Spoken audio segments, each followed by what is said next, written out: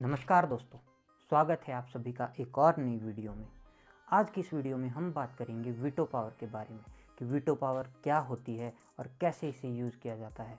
तो veto power के बारे में जानने के लिए हम सबसे पहले चलते हैं और जानते हैं उसकी हिस्ट्री के बारे में। तो वीटो पावर का यूज़ सबसे पहले रोम के अधिकारी किया करते थे।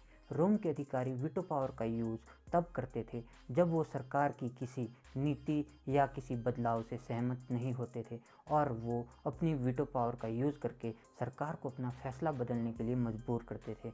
वीटो पावर का कॉन्सेप्ट 1920 में जब लीग ऑफ नेशंस की फॉर्मेशन हुई, उसके बाद ये कॉन्सेप्ट यूज़ में आया और ये आज तक यूज़ होता जा रहा है। दोस्तों, वीटो एक लैटिन भाषा का शब्द है जिसका मतलब होता है कि मैं अनुमति नहीं देता। अगर हम बात करें अभी के समय की, तो अभी वीटो पावर 5 देशों के पास है और ये 5 देश हैं यूएसए, रशिया, चाइना, फ्रांस और यूनाइटेड किंगडम। इन 5 देशों को छोड़कर 10 और नॉन परमानेंट मेंबर्स यूएनएससी यानी यूनाइटेड नेशंस सिक्योरिटी काउंसिल में होते हैं और जो 5 परमानेंट मेंबर्स होते हैं सिर्फ उन्हीं के पास वीटो पावर होती है। तो दोस्तों, जैसा कि मैंने आपको बताया कि वीटो का मतलब होता है मैं अनुमति नहीं देता, तो इसी तरह से जब भी यूएनएससी में कोई भी प्रस्ताव लाया जाता है तो उसे पास करने के लिए 5 देशों की सहमति होना ज़रूरी है, जो कि परमानेंट मेंबर्स हैं यूएनएससी के। अगर एक भी मेंबर अपनी सहमति देने से इनकार कर देता है तो उस प्रस्ताव को पास नहीं किया जाता। अगर हम एग्जांपल लें तो भारत, जो कि बहुत समय से वीटो पावर पाने के लिए कोशिश कर रहा है, उसके पक्ष में सारे देश हैं, लेकिन एक चाइना वीटो का यूज़ करके भारत को वीटो पावर लेने से रोक लेता है। ऐसा इसलिए होता है क्योंकि चाइना के पास वीटो पावर है और वो हमेशा यूएनएससी में जब भी भारत को वीटो पावर देने का मुद्दा उठाया जाता है तो चाइना अपनी वीटो का यूज़ करके भारत को वीटो पावर नहीं लेने देता और बाकी देश भी कुछ नहीं कर पाते क्योंकि 5 देशों की सहमति होना बहुत ज़रूरी है।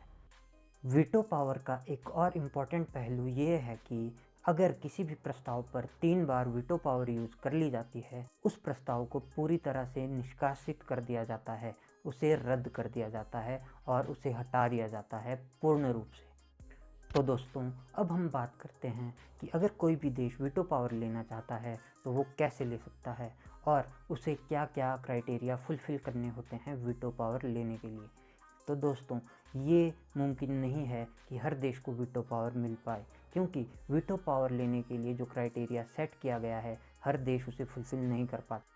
तो दोस्तों, अब हम बात करते हैं वीटो पावर के क्राइटेरिया के बारे में कि क्या ऐसा वो क्राइटेरिया है जो किसी भी देश को फुलफ़िल करना होता है वीटो पावर लेने के लिए। तो अगर हम बात करें उस क्राइटेरिया के बारे में, तो जो इसमें सबसे पहला पॉइंट आता है वो आता है स्ट्रॉन्ग इकोनॉमी का, क्योंकि उस देश की इकोनॉमी स्ट्रॉन्ग होनी चाहिए, स्टेबल होनी चाहिए और ऐसी इकोनॉमी होनी चाहिए जिसका वर्ल्ड लेवल पर कुछ इम्पैक्ट हो। अगर कोई देश सोचे कि मैं भी वीटो पावर हासिल करूंगा और उस देश की इकोनॉमी बहुत छोटी है और उसका वर्ल्ड लेवल पर कोई भी इम्पैक्ट नहीं है और उस देश की बात कोई भी नहीं सुनता बड़े लेवल पर, तो उस देश को वीटो पावर नहीं दी जा सकती।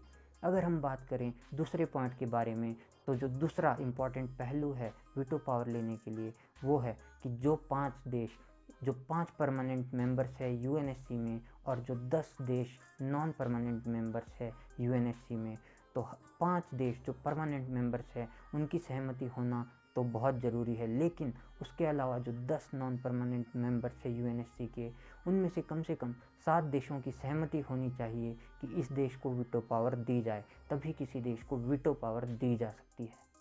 तो दोस्तों, यूएनएससी में भारत का जो सबसे बड़ा प्रतिद्वंदी और भारत के अपोजिट जो हमेशा खड़ा रहता है वो है चाइना, क्योंकि चाइना ने भारत को वीटो पावर देने के अलावा जब भारत ने यूएनएससी में मांग रखी कि मसूद अजहर, जो कि मुंबई ब्लास्ट का आरोपी है, उसे ग्लोबल टेररिस्ट घोषित किया जाए, तो चाइना ने ही उस समय यूएनएससी में अपनी वीटो पावर का यूज़ करके मसूद अजहर को ग्लोबल टेररिस्ट घोषित करने से रोक लिया था और भारत का ग्लोबल टेररिस्ट उसे घोषित करने का सपना ही रह गया था। अब हम जानते हैं कि किस देश ने वीटो पावर का यूज़ आज तक कितनी बार किया है। तो अगर हम बात करें वीटो पावर की, तो सबसे ज़्यादा वीटो पावर का यूज़ आज तक रशिया ने किया है, जिसने 143 टाइम्स वीटो पावर का यूज़ किया है। दूसरे नंबर पर आता है अमेरिका, जिसने वीटो पावर का यूज़ 83 टाइम्स किया है। अगर हम बात करें थर्ड नंबर पे, तो थर्ड नंबर पर आता है यूनाइटेड किंगडम, जिसने वीटो पावर का यूज़ 32 टाइम्स किया है। उसके बाद चौथे नंबर पर आता है फ्रांस, जिसने वीटो पावर का यूज़ 18 टाइम्स किया है। और सबसे लास्ट में आता है चाइना, जिसने वीटो पावर का यूज़ आज तक 16 बार किया है। तो दोस्तों, मैं उम्मीद करता हूँ कि वीटो पावर को लेकर आपके काफ़ी ज़्यादा जो भी डाउट्स होंगे वो क्लियर हो गए होंगे, और आपको ये भी समझ आ गया होगा कि एक देश अगर कोई वीटो पावर लेना चाहता है तो कैसे ले सकता है। तो मैं उम्मीद करता हूँ कि आपको मेरी ये वीडियो इन्फॉर्मेटिव लगी होगी।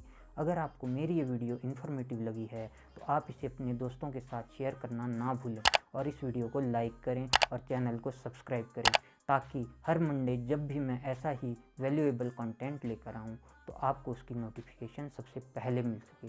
तो दोस्तों, अब मैं आपसे विदा लेता हूँ। आपसे मिलूँगा अगले मंडे ऐसे ही वैल्यूएबल कंटेंट के साथ। तब तक के लिए आपका इस वीडियो को देखने के लिए बहुत बहुत धन्यवाद।